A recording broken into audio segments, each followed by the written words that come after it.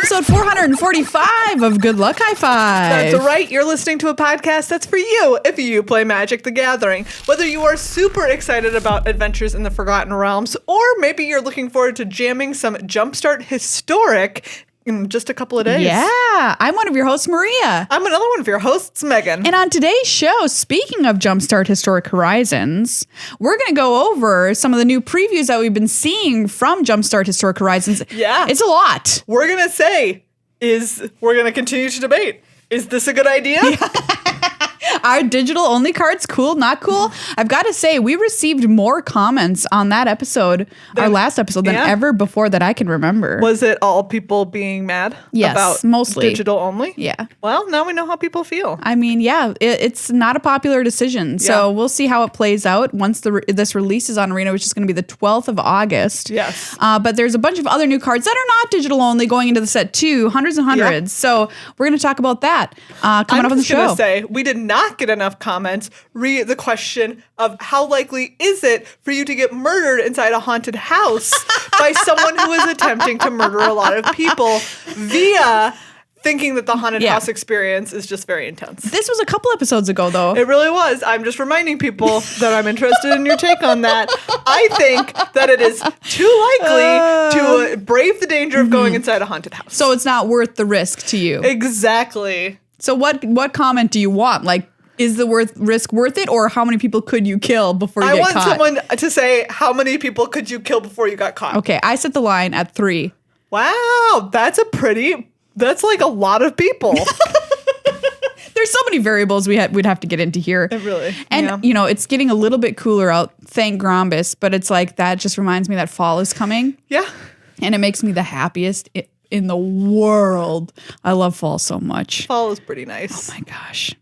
Well, anyway, what else we're going to talk about is standard and historic, because coming up this weekend is the Challenger Gauntlet. Oh my goodness. There has been a historic suspension. Yep. / probably going to become a ban. Yeah. Brainstorm. On Brainstorm. So we're going to take a look at what has been happening in historic, and then we're going to lament the fact that standard is as boring as ever. Yeah, we've got standard, but it's happening this weekend. We want you to be prepared if you're going to watch the Challenger Gauntlet, which should be a huge, big show.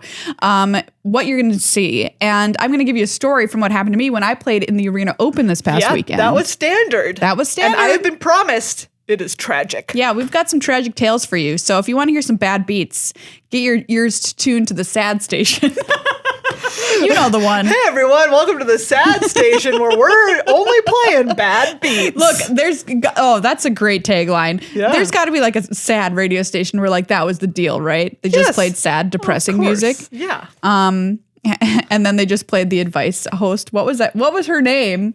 Who gave relationship advice, you know, and she sounded like this, Delilah. Oh. Welcome to Delilah. Let me tell you about your problems and play a sad song. Anyway.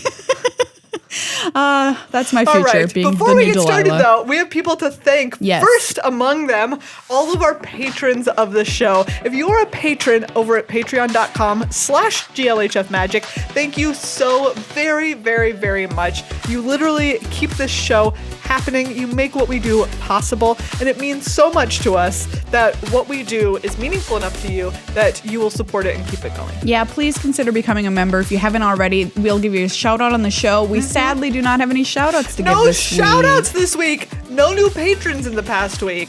So sad. Don't make me do the only bad beats. Don't make me do sad trombone next week, everybody. Yeah, that's okay, right. That's what I ask you. We've got a super cool event coming up for patrons only. This month, I think I called August next month at some point, maybe during the upkeep. Anyway, it's this month. It is this month. Coming up, we're going to play Gladiator, which was a 100-card arena singleton. Yes. It's a blast. Super exciting. What a great format. Yeah. Really fun tournament happening. It's on Saturday. It's really casual. Come and hang out, chat in the Discord while you play. It's a great format with lots of decks. Not this Saturday, to be clear. No, not this Saturday. Saturday the 14th. The 14th. You come and play. There's a Discord, so it can find you a deck. You don't even have to work to build one if you don't want to. And if you're like, I don't want to pay for a tournament, if you're a patron, it's free. And you can become a patron for $1. So it's literally $1. And the prizes are really good. $1. $1. So become a patron. Yeah, I think it'll be a cool jam. Thank you as well to our sponsor, Card Kingdom. Yes. CardKingdom.com/GLHF. the place to go for all of your Magic needs. And especially, they now have their Commander Collection, which are Commander precons that are $30. I think these are great. And built around a couple of cool commanders. There's a whole bunch of options, right? There's Cody, if you want to be that monster. Yeah, geez. That's probably a good one. Yeah. Alibu, which is a red-white commander that talks about artifacts. Artifacts. Probably does. They probably do. They probably, they sit around being like, let me tell you about artifacts and beatdowns. Sword and I beat down with it. Khazar and Ukima? Anyways, blue, black, green. Jalira, which is blue, and is talking about transmuting. I keep saying it! Talking about transmuting tonight on Delilah. Is your partner transmuting and you don't like it? Call in. And Kesket and Dargo, which focuses on black, red, and breaking artifacts. Oh, cool. So lots of really cool stuff. If you want to get into Commander, but you don't know what to do, go try one of these. Yeah, I love them. This apparently was a product that was requested for a long time at Card Kingdom. Now they've got them, and if the Wizards precons don't kind of like spark your flame, tickle that itch, try one of these. Scratch that itch. What is wrong with my brain? Tickle that itch.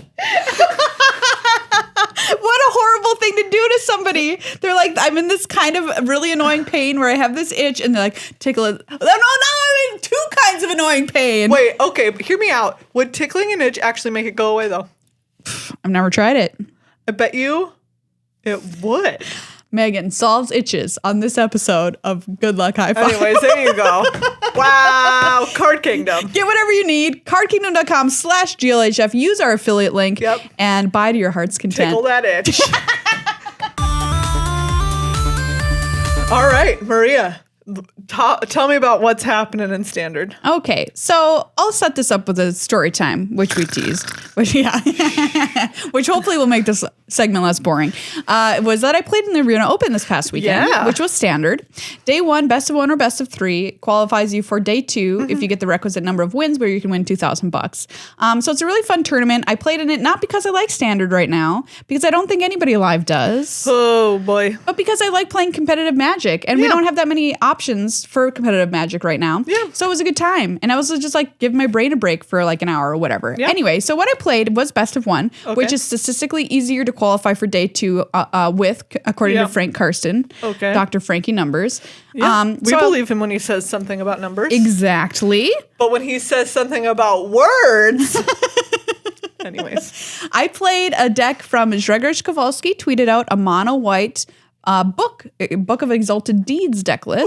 Ooh, that sounds fun. Yeah, that he was like, this is what I would play. And so I'm like, Grzegorz, I trust you. You make good deck decisions. And so it was a really fun deck. And it was my style, because it's kind of like a Protect the Queen situation with your little Elcids and your little puppers to sacrifice themselves to give protection to your creatures. And then you have a cool combo with Book of Exalted Deeds, which lets you, every time you gain 3 or more life a turn, you make an angel. And then you can pay 3 white and tap it and sacrifice it to put a counter on that angel that says your opponents can't win the game and you can't lose the game.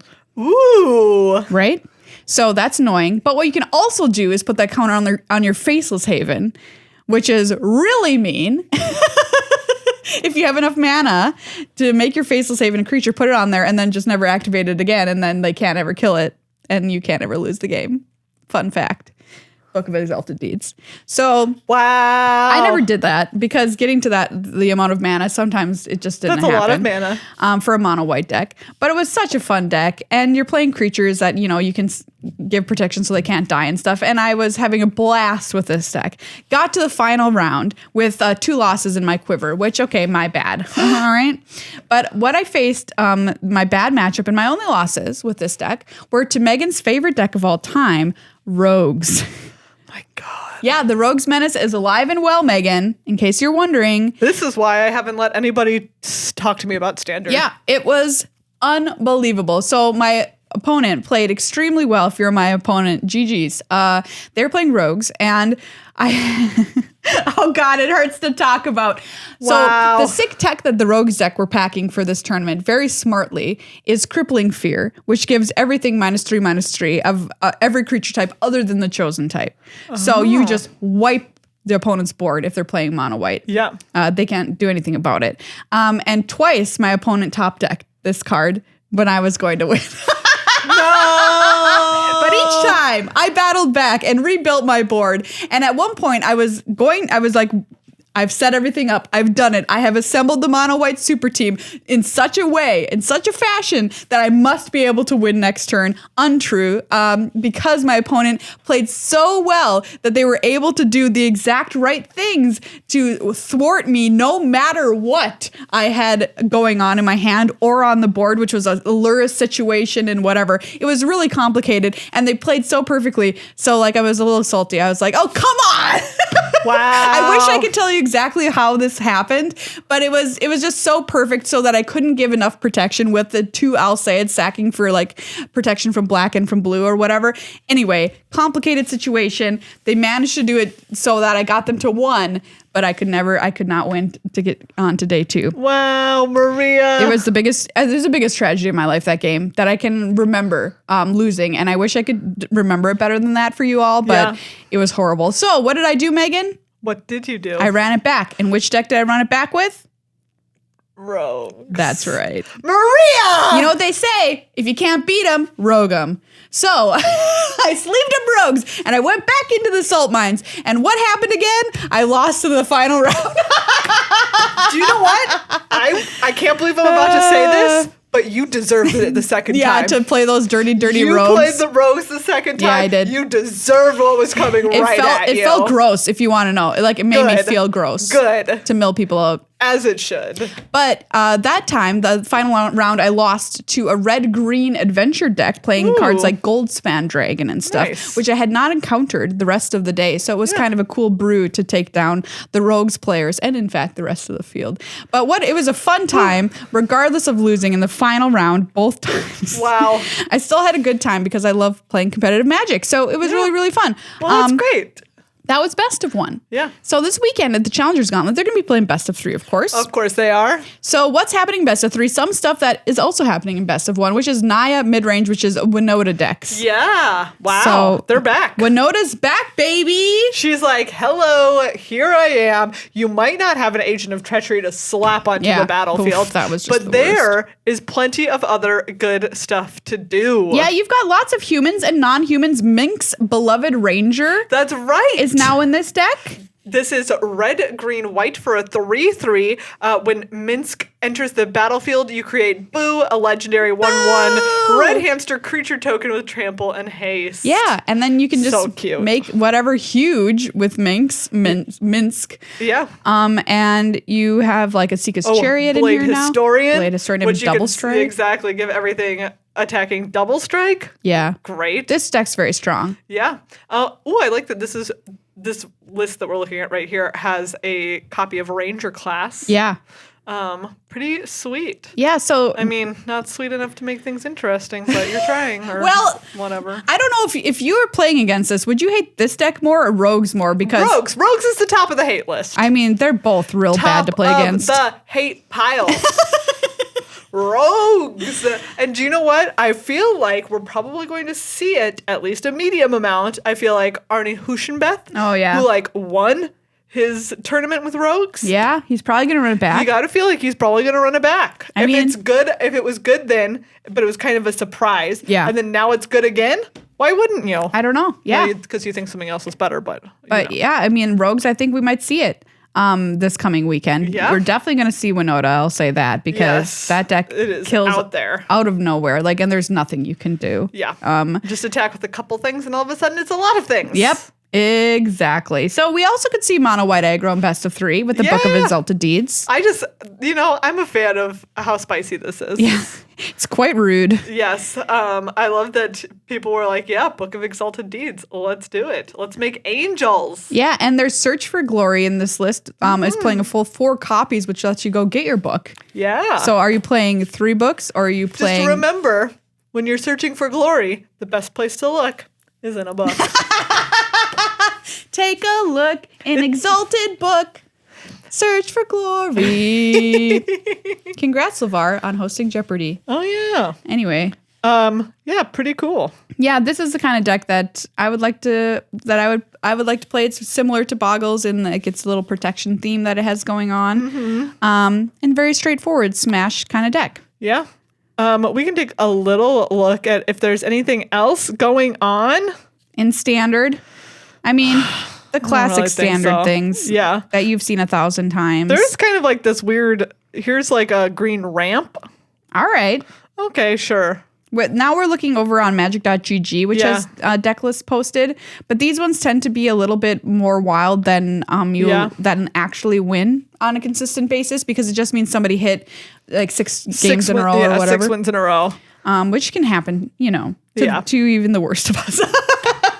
Wow. I mean, they're not the worst Maria of us. said They have to be at least platinum to get on this list. Exactly. But I'm just saying. Yeah. Oh, people are trying some spirits. There's like a spirit list in here. Wild. Yeah.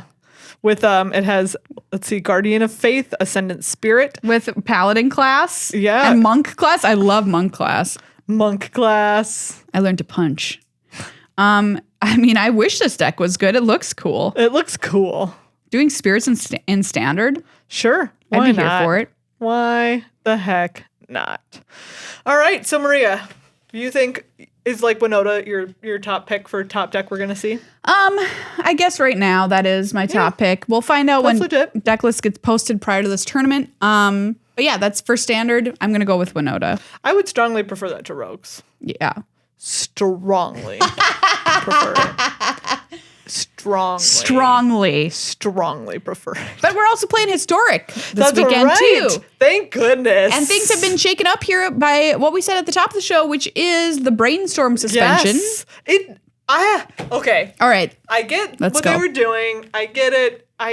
Probably the right thing to do. But it took away the deck that I loved playing. What was that deck, Megan? Teamer Aetherworks. Oh, the Aetherworks deck. It's not like, it's probably not all the way kill it, all the way dead, but Brainstorm just made it so much better because then if you drew an Ulamog, you could just brainstorm it back into the top 3 cards of your deck and then spin your Marvel. Nice. And it's like genius. Oh. Great stuff. I would let you have it in that deck. Thank you. Just that deck. Aetherworks. What if you could do that? You ban cards from certain decks. Wow. They were like, okay, you cannot have, they're like, ooh, ban like a 2-card pair. Yeah. Like you cannot play decks that have both X and Y. Wow. Have we just cannot- fixed Magic bans?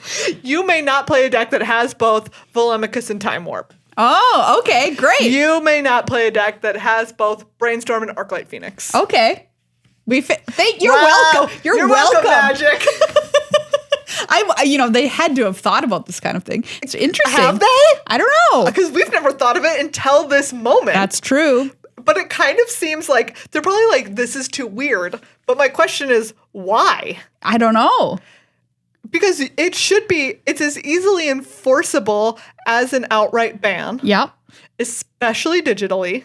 Maybe it just makes things too complicated, and Maybe they're better just to be like, we don't nobody want to can play with it. finagle around with it. If it's I do feel like most cards that they full on ban, they're like, it's a problem in more than one deck. Yes. Like Agent of Treachery, more than one deck had a problem with it. It was just a problem. Yeah.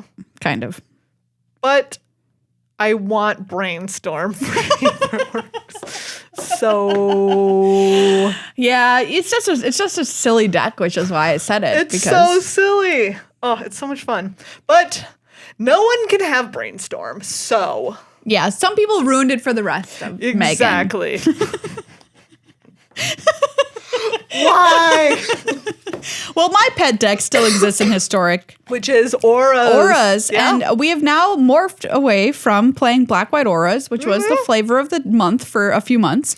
And now back into Blue-White. Back to Blue-White. What do you think took them back to Blue-White from Black-White? You know what? I think my main guess is the fact that we want to have access to life gain in this. But the list I'm looking at here, I'm like, are they even playing the life gain cards? What is the life gain card that's not white? It's Staggering Insight. Yeah, they are playing it, of course. Staggering Insight is very good. That does seem like a great reason to play blue. I think the other main reason is access to Spell Pierce. Okay. Which is a tricky little card. Spicy. That maybe you need when people are doing big things. Yeah. And as long as you can get in fast enough, you know, you just pierce them. And this is also the deck that Arne was playing at that championship. Oh, yeah. So maybe he just double runs back. Whoa.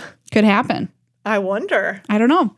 I will say that unfortunately, the Brainstorm ban has brought back one thing that I think makes this format so boring sometimes, which is sacrifice. Yeah. It's just boring because so many people play it. It's so good. So many people play it. Which also is like, ooh, then maybe we should play black-white auras because that was better against sacrifice than blue-white in a lot of cases.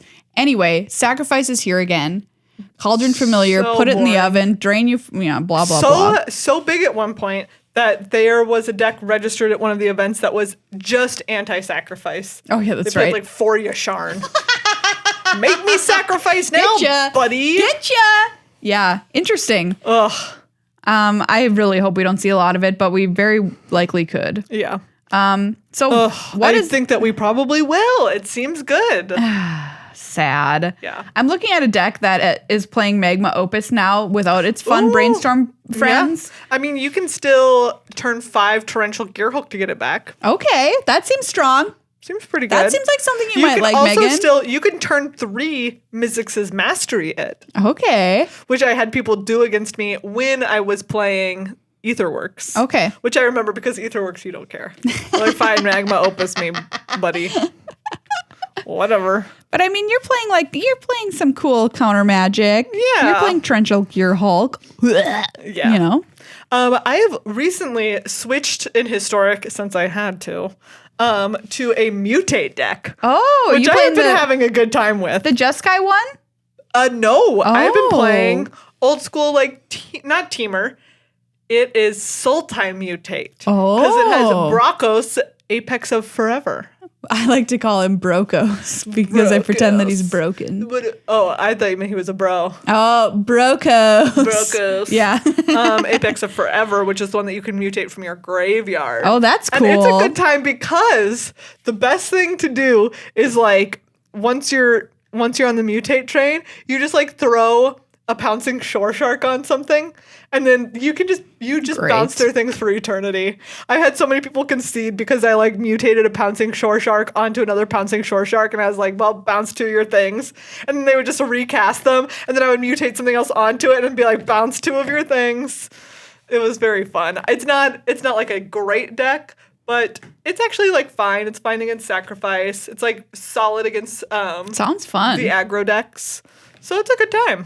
Another deck we might see, which is kind of seems like a deck that's just party fun time, but actually is good, is Niv Mizzet 5-color control. Oh, yes. I would love if this deck was good. A few people played this at one of the past tournaments. Yes. And it was, if I remember correctly, had a pretty good win rate. It did have a solid win rate. Yeah. This is playing, obviously, 4 copies of Niv Mizzet Reborn, Nice. who is a Wooburg for a 6/6. When he ETBs, you look at the top 10 cards and you can put cards from color pairs into your hand, which is it's sweet. pretty sick.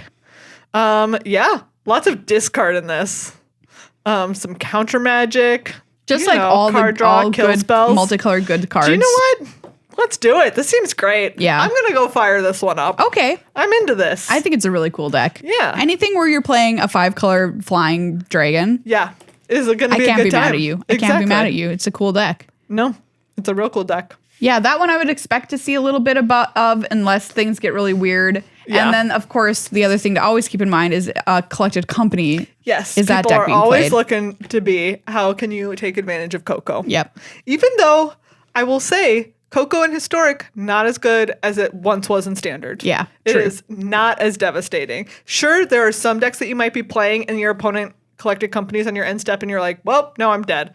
But I feel like there are plenty of decks where they do it and you're like, Okay. knock yourself out, buddy. Yeah. Yeah, exactly. Okay, cool. So the tournament coming up this weekend is going to be run Friday through Sunday. Yeah. in case you don't know, over on twitch.tv/magic starting 9 a.m. Friday Pacific time. And the deal with it is the 24 players from the Challengers Gauntlet are people who have won various tournaments that are not MPL or Rivals League members or qualified in other ways. And the top 4 slots get to go to the World Championship. Holy buckets. Which was recently amended because they cut the prize pool. Yes. And people are very mad, to making everybody who gets to go to the World Championship get $50,000 just for you get an appearance fee. appearing. Yeah. Which is a pretty good appearance fee, let me tell you.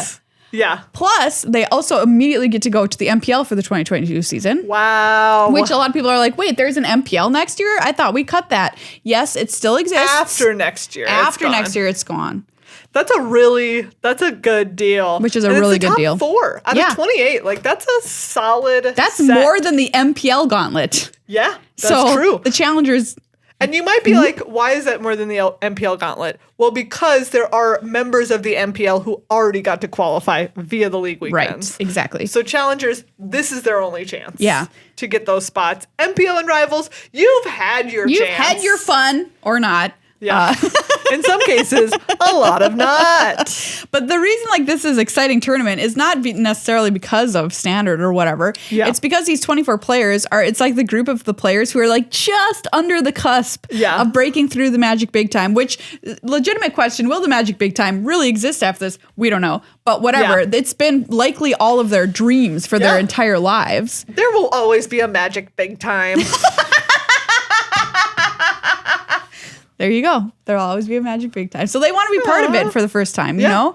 Like there's all kinds of people who have just almost been there, you know, like Logan Nettles is like, we know him, but do we know him? There's Sam Pardee who just won the championship and he's who has had some of the worst ever World Championship results when he has attended in the past. That is true. If you all didn't hear this story, this is one of my favorite stories that he willingly told for his winter interview. Yeah. In the event that he won, which was the set championship for Strixhaven. Anyways, which was that like the second year that he went to Worlds, which was the one that Huey won in Boston, so like 2018. Yeah. Mm-hmm. Anyways, that was the one where like you got a pro point for every round that you won, but -3 overall. And he only won 2 out of 12 rounds because that was the year that they let you just keep playing. Like, because you could always earn a pro point even if you couldn't get anything else at that point. And so he should have technically had -1 pro point. And he asked them. For going to Worlds? For going to Worlds. And he asked them to give him a -1 pro point for that event. And he wants to keep it honest. Keep it honest. Delete a pro point from me. Anyways. That's very funny. So, yeah. Been there before, but probably looking to make an appearance with a slightly more successful ending to it. Yeah, he's our most recent champ heading into this weekend. Arne Huschenbed, who is another champion from a set championship. Brad Barkley, who everybody loves from the Scottish community, is going to be playing. Yeah. Those are my top 4 that I mentioned as wanting to take it down. I sent Brad Barkley like some questions via email for an interview for an article. And all of his answers were 1 sentence with as few words as possible. I thought you were going to say they were all in a Scottish accent. They were all, he wrote me answers in a Scottish accent. Oh, I just love making fun of Scottish accents. I can't help it. They're so great. It was like, how would it, you know, the question was like, how would it feel to win? And he was like, it would be great. And you're like, thank you. There we go. That's a quote for the ages. My editor was like, why did you only ever paraphrase Brad and not put any of his quotes in here? And I was like, not paraphrase. Here are his quotes if you want to use them. I mean, delightful person. I'm just laughing at the fact that, like, a man of few words. It was very funny to me. So, like, this tournament cannot be overstated how huge this is for these players. For these players. Way more, I would say, than their MPL or Rivals League because they've tasted the glory. They've had the glory. These people have only They've sampled the glory. They've only amuse-boushed the glory. At the Costco. At the Magic Costco. The Magic Costco, they have had the samples. So, like, who can make it to the top? I think it's going to be an exciting tournament, regardless, even if you're not digging these formats right now. All right, Maria, pick one player to make the top 4.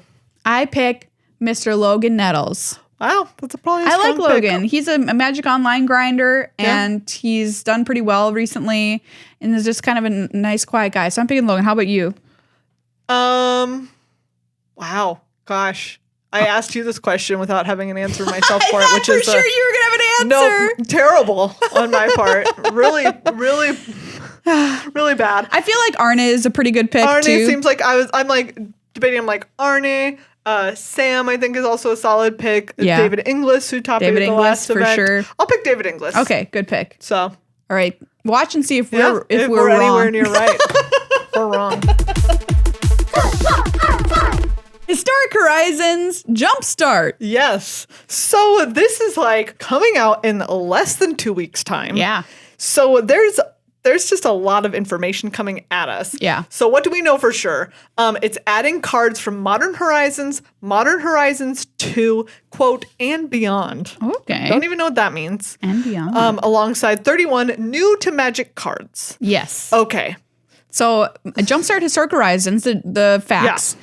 It's coming to Arena on August 12th. Yes. And you'll be able to play it the same way that you played old Jumpstarts, which is where you get offered 3 packs, you smash 2 together, Yeah. you battle people. Okay.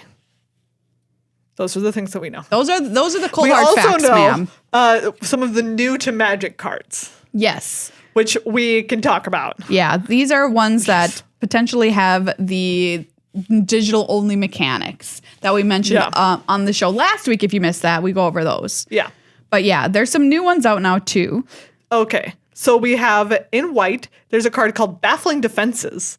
1 in a white instant, target creature's base power perpetually becomes 0. It's 0 forever. Forever. For life. Yes. Like as long as it exists inside that game of Magic, It's 0. it's 0. Whether it goes back into your library, into your graveyard, in exile, doesn't care. It's 0. That's a cool card. Yeah, that's nice. That's I like that nice removal. Not, quote unquote removal. Soft removal, as we say in the Soft biz. removal. Yeah. Leonin Sanctifier, 1 in a white for a 2/1 lifelink. When it enters the battlefield, choose a creature card in your hand. It perpetually gains a lifelink. I love it. Great. That's really cool. I also love choose a card in your hand. Yeah. Like, and then you can reveal, you Maybe can you just have be a huge boy that you want to have lifelink. one huge boy. Maybe you have only lands and this card's a real poo-poo platter. Could happen. Could happen to you. Wingsteed Trainer, 3 in a white. When it enters the battlefield or attacks, conjure a Stormfront Pegasus card into your hand. Okay, and Stormfront Pegasus was previewed last week with Yes. cards that you could conjure, which is a 2/1 flyer. Yeah, pretty nice. Wow. And it's just in your hand so you can cast it later. So much better than draw a card. It's just in there. It's like we said, it's kind of reminiscent of Learn. Yeah. Only you don't have to draft or anything on nonsense. It's You kinda just cool. get it. This card Yeah. seems good. Would you play a 2/3? Oh, I thought this thing had flying, but Me too, but it does not. No, it's just But it gives you 2/1. it's Yeah, a person showing ponies how to fly. That's what it is. I'd play that. In blue, we have Bounty of the Deep, 2 in a blue sorcery. If you have no land cards in your hand, seek a land card and a non-land card. Otherwise, seek 2 non-land cards. Okay. Nice. So seek is where it will randomly give you a card that is in that category. Wow. From your deck, obviously, not just randomly. So at least as long as you have 3 mana. Yeah, that's like really good. That's great. You're going to hit your 4th land drop for Yep, sure. for sure. Or if you have too many lands, it's going to be like, don't worry about it. Not going to give you those. I'm going to give you a random something else. Yeah. Cool. Spicy. Very nice. I like this a lot, Wow. actually. I'm a fan of this. So once magic, once in the year 3046, once physical objects don't exist anymore. At all. We're talking about at all. At all. There's nothing. But you can still like go to a game store and play, but your cards are all like holograms. Then there'll be no more like digital I thought only. that you meant we also aren't real. Oh, well, that could be true too. Because that's one of my favorite. Why haven't we heard from alien like possibilities? Yeah. Aliens possibilities? Is that they're all digital? It is that essentially any life form that has advanced to the point where it would be able to light speed travel has instead just created basically like a utopia of the mind where they all just live in like digital bubbles. They all have their perfect holodeck. Exactly. They're all essentially living in a perfect holodeck. Wow. Yeah. I mean, why would you? You could just invent. Why would you come looking for messed up creatures like us when you could just be who are killing their own planet? You could just be Not getting vaccinated. on your own in your own perfect digital holodeck, playing Magic however you want to. Yeah. Makes a lot of sense. And if you wanted to, you could just invent a messed up civilization to go and hang out with. Exactly. You could be like, do you know what? We want to see how bad we could be messing things up right now. Run program, Earth 6.5. I'm going to go visit them. Oh, boy. Don't know why, but you could. Also, we're 6.5 in this? I mean, it's just a Maria, different iteration. who's to say that you and I right now Aren't on are Earth not 6.5. just... No. Oh, wait. Are not the projection of a planet that some alien has called up in their perfect holodeck. We very well could be. Physics says we are likely a projection, two-dimensional. How about that? Anyways. Don't make me get into it. I love it. Ethereal Grasp. Speaking of ethereal. Yeah, speaking of 2 and a blue, instant, tap target creature. That creature perpetually gains. This creature doesn't untap during your untap step. And 8, untap this creature. Great. Great. I love it. And we have a new Planeswalker, Kiora, who looks like she wants to step on your throat. Yes. Someone proposed like a Magali Villeneuve. Yeah. Anyways, like planeswalkers who want to step on you. Yeah, Kiora definitely. Yes, Number one. Secret Lair. Number one. Because she also did a Rowan, like the most recent Rowan, who looks like she's gonna step on you. A very specific subset of humans. Yes. 3 and a blue. For loyalty, +1, conjure a Kraken Hatchling card into your hand. Okay. Cute. +1, untap target creature or land. Prevent all damage that would be dealt to and dealt by that permanent until your next turn. -3, you may sacrifice a Kraken. If you do, create an 8/8 blue Kraken creature token. Great. Nice. So you're just making a bunch of Kraken hatchlings. Yeah. And eventually you can make them big Krakens. And this is a pretty good costed card too. This is 4 mana for 4 loyalty. Yeah. And it has 2 pluses and 1 minus. It seems like a really strong you card. can minus it right away. Yeah. If you have a Kraken. If you've got a Kraken. If you've been a Kraken. You make it happen. If it had flavor text, that's what it would be. That's what it would say. Mentor of Evos Isle, 2 and a blue, 2/1 flying. When it enters the battlefield, choose a creature card in your hand. It perpetually gains flying. Yep. Great. Shoreline Scout, blue for a 1/1. When it enters the battlefield, you may exile a Merfolk card or land card from your hand. If you do, conjure a Tropical Island card into your hand. Okay, so that's how you get Tropical Island. Hot! Wow. As long as another Merfolk or an island entered the battlefield under your control this turn, Shoreline Scout gets +1/+0. Okay, wow, Maria. cool. Very cool. You can play with Tropical Island now. Yeah, this card is like hundreds and hundreds of dollars. Yes. And now you can just get one. Now you can just have one. That's cool. Tome of the Infinite, 2 and a blue for a legendary artifact. Blue, tap, conjure a random card from Tome of the Infinite spellbook into your hand. It perpetually gains. You may spend mana as though it were mana of any color to cast the spell. So this is like Davriel, Soul Broker. Yeah. So there's a big list. There's like a list that goes with it. That's so cool. It's just like, hey, here's the stuff that you could possibly conjure. I think that card's real neat. Yeah. A lot of the black ones we've already seen, like Davriel, with his his conditions, accept an offer and accept a condition. Great. Davriel's Withering, Manor Guardian. We already saw those guys. Yeah. So we talked about them last show. If you didn't catch it, yeah. And then kind of in that cycle, as we've been seeing now, of like one of each color that gives a card in your hand perpetually. Something of that color. There's Plaguecrafter's Familiar, which gives a card in your hand. Death Touch. Yep. And Subversive Acolyte, black for a 2/2. 2, pay 2 life, choose 1, activate only once. Subversive Acolyte becomes a human cleric. It gets +1/+2 and gains lifelink. Subversive Acolyte becomes a Phyrexian. It gets +3/+3 and gains trample. And whenever this creature is dealt damage, sacrifice that many permanents. Cool. Wow. Phyrexians. Spooky. Super spooky. Yeah. We have another Planeswalker in red. Yeah, Sarkin. Sarker. Megan's on the struggle bus this episode. The Hot Mess Express, we like to call it. You want to read Sarkin? Yeah. All right, come here, Sarkin. Sarkin, Wanderer to Shiv, which is like the weirdest Planeswalker name I think I can think of. Also 4 mana for 4 loyalty. Megan's on the ground here.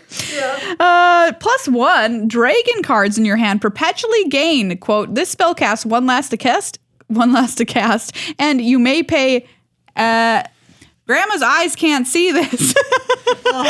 Is it X? and you may pay X rather than pay this spell's mana cost, where X is its mana value. Okay. 0, conjure a Shivan Dragon into your hand. Nice. Great. -2, Sarkin Wanderer to Shiv deals 3 damage to target creature. Pretty sick. That's a good card. Yeah. Wow. What's happening? I'm just Sarkin. In green, we've got another energy creature being added to the fray here. I was going to say, this can go in your deck that you don't play now. Longtusk Stalker. For a single green 1/1, whenever it enters the battlefield or attacks, you get energy. Pay energy. Longtusk Stalker perpetually gets +1/+0. You may choose a creature card in your hand. If you do, that card perpetually gets +1/+0. Great. That is really cool. Like, this is something I did not expect to see, which is more energy cards. Yeah. But That's also, really wild. I guess why not if it's already in there? And we have a new colorless card, which is kind of cool. Yeah. Faceless Agent. Yes. 2/1. Changeling. When Faceless Agent enters the battlefield, seek a creature card of the most prevalent creature type in your library. Wow. So if you have like a dragon's deck, that's cool. It's like, I'll go get you a dragon. Or a squirrel's deck. All right. Maria knows what she's going We've for. got some new squirrel cards coming to Historic, thanks to Jumpstart Historic Horizons, which is pretty cool. Cool. These are the cool new digital only cards that we're reading for you. We also know some stuff that is coming that is like old but not in Arena. Yeah. Like Hardened Scales. Wow. Hardened Scales. So this is the card that made a splash in Standard back in the day. Yes. Way back in the day. Counters for everyone. Yeah. If 1 or more +1/+1 counters would be put on a creature you control, that many +1/+1 counters are put on in that many +1. +1/+1 counters. It's the best text in the game. Oh my goodness. Yawgmoth Thran Physician is back. Cool. This is the 2 black protection from humans, 2/4. Pay 1 life, sacrifice another creature, put a -1/-1 counter on up to 1 target creature and draw a card. Black, discard a card, proliferate. So this card I remember being a modern hate card for humans. Yep. Back in the day when Modern was a format that we were playing. Yes. In real life. And Humans was a deck people cared about. Humans was something that was a scourge of nations. Yeah. That's pretty cool. Yeah. This is pretty wild. Ranger Captain of Eos comes into this set, which is a famous card that people like in white. Yep. Wow. So, I mean, like, look, Historic is going to get put into the shake and bake bag and really, really changed around. Really, really shaken. Because and then really, really baconed. This is a huge infusion of cards into the Historic format, bigger than we've ever seen before. Huge! Wow! Plus all of these new digital only ones. All right. And they are about to shake it up. This is me miming shaking a bag. It's really good. Thank you. I'm just so looking forward to seeing what happens in Historic and playing this Jumpstart format. And it's going to be wild. Playing with these digital mechanics like for the first time. Yep. So whether you're excited or you think it's a terrible idea, they're coming. They're coming, and it's going to be wild no matter what. You're just going to have to exist in a world where they exist. And just in case you don't listen to our upkeep every week, which you should, it's great. All the magic news you need in 10 minutes or less. We talk about downtime that's going to be coming to Arena. A 4-hour downtime on the 10th. So, which a lot of it is probably has to do some amount with putting all of these new mechanics in there. Yeah, I would think so. And all these new cards. So go read up on that or listen to our episode if you haven't about what's going to happen with that because it is relevant to your life likely. Yes. And then boom, on the 12th, this is going to happen to us. Unless you have a direct line to the aliens whose hologram this is, in which case you can tell them to jump us all back like a week. Yeah, just let them know. Yeah. That's the only thing we want them to change. The only thing. Wow. Now I'm like, what's up, alien? I like being in your Sims. Yeah. It's good. Just don't make me pee myself. You know? Yeah, I know. You ever have any in your Sims? Did you ever make your Sims pee themselves? Of course I did. Maria, then I think if the aliens do it to you, you probably just got it coming, all right?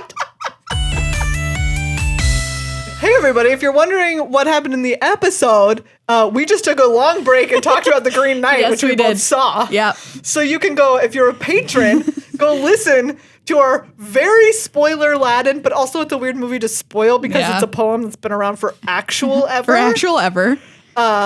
Anyways, a review of it over on our Patreon. Yeah, check it out. There you go. We've come to the point of saying thank you to Ultra Pro in our show. And look at this gorgeous deck box that Maria is holding. It's Check like this out. Holographic rainbow. This is beautiful. We've been asking Ultra Pro to send us this, and we finally got the package. Yes. And I'm obsessed with this deck box. It is so pretty. It's rainbow shiny and can hold probably withstand a car running over it. Honestly, Yes. This thing is a sturdy lad. Yeah. But a beautiful rainbow colored beast. Yeah. Just shine it up before your tournament and get in there, and you're gonna be like, sit down. Here's my Boggles deck in this rainbow box. Are you kidding me? Oh, it's great. Ultra Pro is really It cool. has a dice tray in the bottom. Dice tray in the bottom. Because they make this cool stuff that nobody else is doing. Like, you can't get stuff like this from any other You can't. They Magic truly supplier. are on the cutting edge of Magic aesthetics. Yes. That was just a very resonant slap. I closed the box forcefully to emphasize my point. So check it out. Ultra Pro. Ultra Pro. They give you cool deck boxes like this. Oh, it's so pretty. Well, everybody, that's this episode of Good Luck High Five. Thank you so much for listening / watching. Yeah. Hope to see you at the Challenger Gauntlet this weekend over on Twitch. But if not, just keep living your life, having a good time. Jam out the way you want to jam out. But also consider becoming a patron. Yeah. One, so that you can join our awesome patron-only tournament that's coming up in just a few weeks. Yep. Which is going to be a great time. 2, so you can hear that review of The Green Knight. Yeah. Where we get really into it. Yes. Lots of cool stuff about that film. And 3, because it means just the world to us. Yeah, and I don't want to make a sad trombone noise on the next episode. That's right. Please help us have name stories so that Maria does not have to do the sad trombone noise. Yeah, just go to patreon.com/GLHF Magic. Takes about a minute to become a patron, and you'll feel so much better after you do so. I always do whenever I become a patron of anything new. I think it's a super cool service. Yeah. Check out our sponsors, Card Kingdom, Ultra Pro. They've got awesome stuff. We've got those commander decks at Card Kingdom. You've got rainbow deck boxes over at Ultra Pro. Basically, you're set up for life here. Yeah. You've got our show in your ears. You've got Ultra Pro in your hands and Card Kingdom in your heart. Can't lose. Wow. All right.